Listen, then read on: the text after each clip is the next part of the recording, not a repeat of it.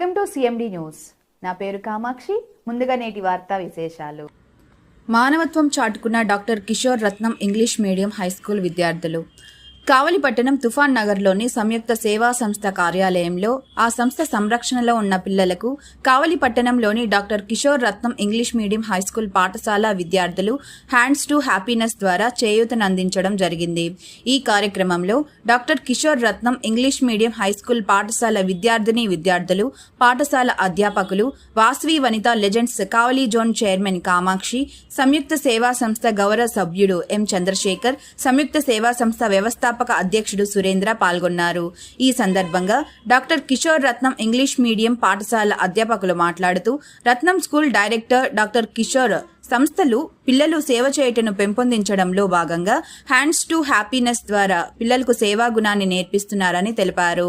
రత్నం పాఠశాల విద్యార్థులు ప్రతి